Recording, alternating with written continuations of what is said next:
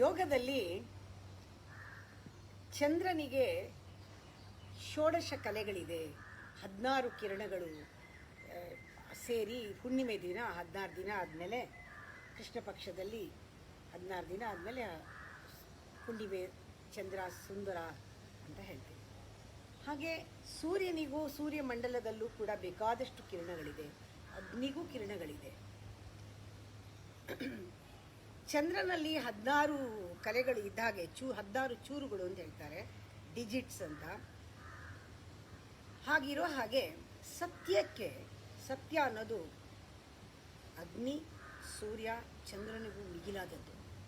ಆ ಸತ್ಯ ಎನ್ನುವ ಒಂದು ಚಂದಿರನ ಜ್ಞಾಪಿಸ್ಕೊಂಡ್ರೆ ಇಡೀ ಮಾಯೆ ಪ್ರಪಂಚದಲ್ಲಿ, ಆ ಮಾಯೆ ಪರದೆ ಹಿಂದೆ ಅಣು ಅಣುನಲ್ಲೂ ಸತ್ಯ ಇದೆ. ನಾವು ನೋಡುವ ದೃಷ್ಟಿ ಮೇಲೆ ಹೋಗುತ್ತೆ. ನಾವು ಆಳವಾಗಿ ನೋಡಿದಾಗ ಆ ನೋಡುವ ದೃಷ್ಟಿ ಆ ಪರದೆಯನ್ನು ತೆಗೆಯುತ್ತೆ, ಸತ್ಯ ಕಾಣುತ್ತೆ. ಚೂರು ಸತ್ಯ. It's a multi dimensional, but it is one single whole truth. ಆ ಸತ್ಯನ ಒಂದು ಪೂರ್ಣ ಚಂದ್ರ ಅಂತಂದರೆ, ಚೂರುಗಳು 16 ಚಂದ್ರಮಂಡಲಕ್ಕಂತೆ 100 ಚೂರುಗಳು ಸತ್ಯ ಚಂದ್ರನವು. ಸತ್ಯ ಚಂದ್ರನಿಗೆ 100 ಚೂರುಗಳು, ಹಂಡ್ರೆಡ್ಸ್ ಆ್ಯಂಡ್ ಥೌಸಂಡ್ಸ್. ಅದು ಮಲ್ಟಿ ಡೈಮೆನ್ಷನಲ್.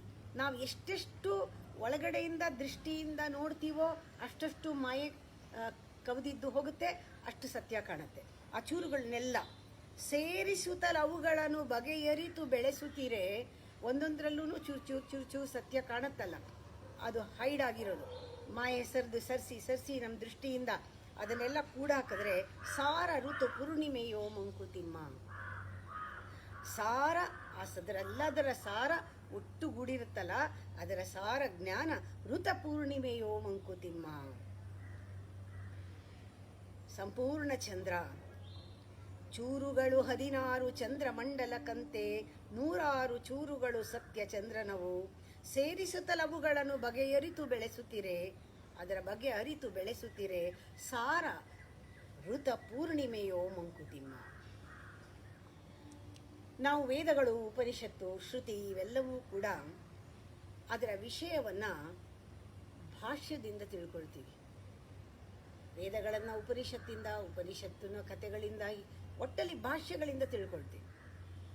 ಯಾವತ್ತೂ ಕೂಡ ಆ ಶ್ರುತಿ ಮತ್ತು ಮತಿ ಇದೆರಡೂ ಕೂಡ ಬಹಳ ಮುಖ್ಯ. ನಾವು ಶ್ರುತಿಯಿಂದ ಮತಿಗೆ ಹೋಗಿ ಮತಿಯಿಂದ ಮಾತಿಗೆ ಬಂದಾಗ ಅದೇ ನಿಜವಾದ ಧರ್ಮ. Wisdom, will, love, action. ಶ್ರುತಿಯರ್ಥ ವಿಷದಪ್ಪುವುದು ಪುರುಷ ಭಾಷ್ಯದಿಂ. ಶ್ರುತಿ ಮತಿಗಳ ಅನ್ಯೋನ್ಯ ಪರಿಪೂರಕಗಳು. ಶ್ರುತಿ ಮತ್ತು ಮತಿ ಅನ್ಯೋನ್ಯ ಪರಿಪೂರಕಗಳು. ಯುತಿಯೊಳವು ಅಂದರೆ ಒಂದಕ್ಕೊಂದು ಸಂಘ ಹೊಂದಿಕೊಂಡು ಸೇರಿರಲು ಸತ್ಯ ದರ್ಶನ ನಿನಗೆ ಕೃತ ಸಮನ್ವಯನಾಗು. ಅಂದರೆ ನಾವು ಮಾಡುವ ಪ್ರತಿಯೊಂದು ಕೆಲಸದಲ್ಲೂ ಕೂಡ ಆ ಶ್ರುತಿ, ಮತಿ, ಕೃತಿ 3 ಸೇರಬೇಕು. ವಿಸ್ಡಮ್, ಲವ್ ಆ್ಯಂಡ್ ಆಕ್ಷನ್ 3 ಸೇರಬೇಕು. ನಾವು ಜೀವನದಲ್ಲಿ ನಮ್ಮ ಜೀವನ ನಡೆಸೋದಕ್ಕೆ ಕೆಲವು ರೆಸ್ಪಾನ್ಸಿಬಿಲಿಟಿ ಅಂತ ಹೇಳ್ತಾರೆ. ನಾವು ಎಷ್ಟರ ಮಟ್ಟಿಗೆ ಜೀವನಕ್ಕೆ ಜವಾಬ್ದಾರರು, ಇದನ್ನು ಎಲ್ಲಿವರೆಗೆ ನಾವು ಹೊರೆ ಅಂದ್ಕೊಳ್ತೀವೋ ಆವಾಗ ನಮಗೆ ನೀನು ಸ್ವಲ್ಪ ಇಟ್ಕೊ ಅಂತ ಬೇರೆಯವ್ರ ಮೇಲೆ ಹಾಕ್ತೀವಿ. ಯೂಶಲಾಗಿ ಎಲ್ಲರೂ ಹಾಕೋದು ದೇವ್ರ ಮೇಲೆ ಭಾರ ಹಾಕ್ಬಿಡೋದು. ಯಾಕೆಂದರೆ ಭಾರ ಅಂತ ತೊಗೊಂಡಿರೋದ್ರಿಂದ, ಹೊತ್ಕೊಂಡಿರೋದ್ರಿಂದ ಆ ದೈವ ಒಪ್ಕೊಳತ್ತಾ ನಿನ್ನ ಭಾರನ? ಯಾವತ್ತಾದರೂ ನಿಮ್ಮ ಕೈಲಾಗತ್ತಾ, ನಾನು ಇದು ಕೊಡ್ತೀನಲ್ಲ ಎತ್ಕೊಳಕ್ಕಾಗತ್ತಾ ಅಂತ ಕೇಳಿದ್ದೀವ? ಇಲ್ಲ, ನನ್ನ ಕೈಲಾಗಲ್ಲ, ನೀವು ಎತ್ಕೊಳ್ಳಿ ಅಂತೀವಿ. ಹಾಗೆ ನಿನ್ನ ಹೆಗಲಿನ ಹೊರೆಯ ದೈವ ಭುಜಕ್ಕೇರಿಸುವ ಸನ್ನಾಹ ಸಾಗೀತೆ, ದೈವ ಒಪ್ಪೀತೆ. ಯಾವಾಗ ನಾವು ಲಿಮಿಟೆಡ್ ರೆಸ್ಪಾನ್ಸಿಬಿಲಿಟಿ ತೊಗೊಳ್ತೀವೋ, ಈ ರೆಸ್ಪಾನ್ಸಿಬಿಲಿಟಿನ ತಗೊಳ್ಳೋದು ಅಂತ ಇರುತ್ತೋ ಅಲ್ಲಿವರೆಗೂ ನಮಗೆ ಭಾರನೇ. ಆದರೆ ನಾವು ಯಾವಾಗ ಜವಾಬ್ದಾರಿಯಿಂದ ಇರ್ತೀವೋ ಆಗ ನಾವು ಯಾರ ಮೇಲೂ ಹೊರಿಸಲ್ಲ.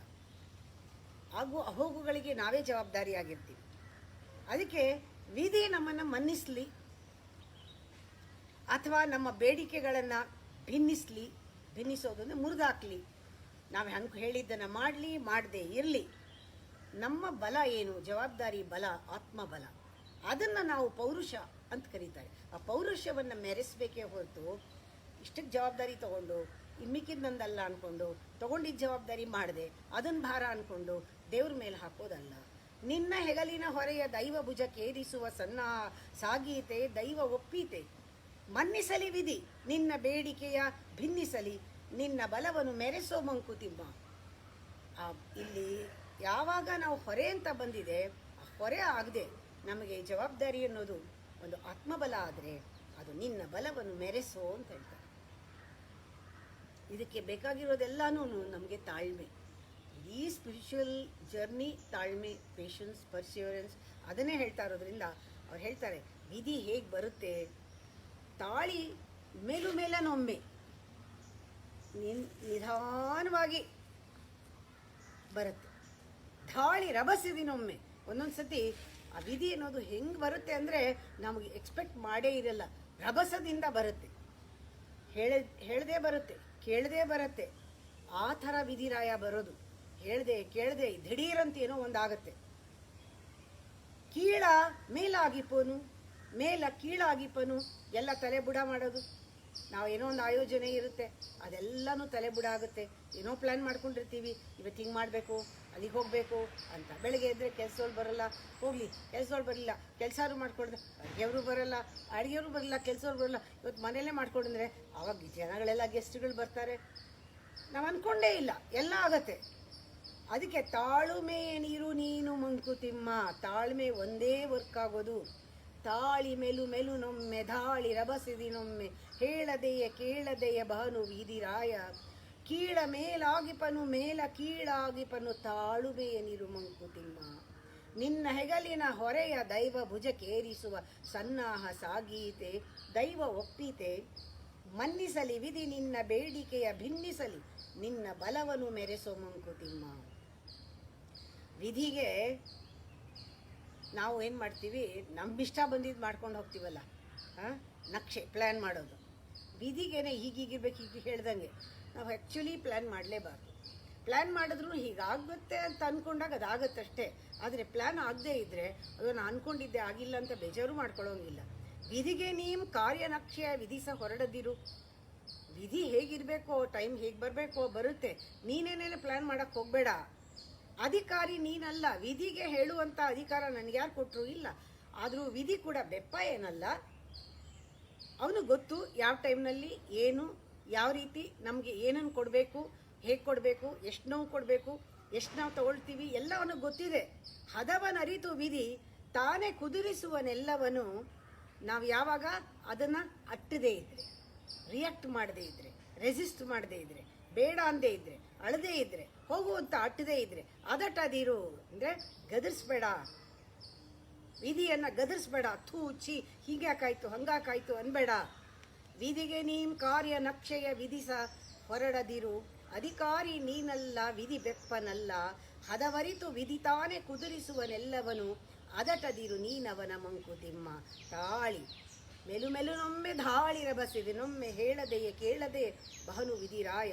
ಕೀಳ ಮೇಲಾಗಿಪನು ಮೇಲ ಕೀಳಾಗಿಪನು, ತಾಳುಮೇನಿರು ನೀರು ಮಂಕುತಿಮ್ಮ. ನಿನ್ನ ಹೆಗಲಿನ ಹೊರೆಯ ದೈವ ಭುಜಕ್ಕೇರಿಸುವ ಸನ್ನಾಹ ಸಾಗೀತೆ ದೈವ ಒಪ್ಪೀತೆ.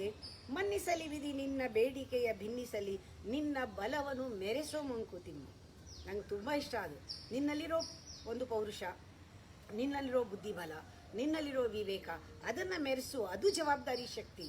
ಜವಾಬ್ದಾರಿ is being responsible, giving response to the situation. ಅದು ಬಿಟ್ಬಿಟ್ಟು ಇದು ಭಾರ, ಇದು ಯಾಕೆ ಬಂತು, ನಾನು ಹೀಗೆ ಅಂದ್ಕೊಂಡಿರಲಿಲ್ಲ, ಪ್ಲ್ಯಾನ್ ಮಾಡಿರಲಿಲ್ಲ, ನನ್ನ ಹಣೆ ಭಾರ ಅಂತ ನಾವು ಯಾವಾಗ ತೊಗೊಳ್ತೀವೋ ಆಗ ಬೇರೆಯವ್ರ ಮೇಲೆ ಹಾಕಬೇಕಾಗತ್ತೆ. ಬೇರೆ ಯಾರು ತೊಗೊಳ್ತಾರೆ ಅಲ್ವಾ? ಬಲವಂತ ಮಾಡಿದೆ ಅದಕ್ಕೆ ದೇವ್ರ ಮೇಲೆ ಹಾಕ್ಬಿಡ್ತೀವಿ. ಅದಲ್ಲ, ಇದು ಸಮನ್ವಯ ನ್ಯಾಯ ಅಂತ.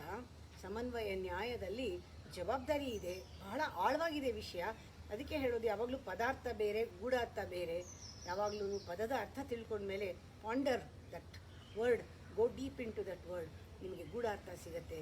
ಆಗ ಅದನ್ನು ಒಂಥರ ಅದರಲ್ಲಿ ಏನೋ ಒಂದು ಹುಡುಕಿದ್ರೆ ಸಾರ ಸಿಗುತ್ತಲ್ಲ, ಆ ಥರ ಇದನ್ನು ಕಪ್ಪೆ ಚಿಪ್ಪಲ್ಲಿ ಮುತ್ತಿದ್ದಂಗೆ ಹಿಡ್ಕೋಬೇಕು ಇದನ್ನೆಲ್ಲ.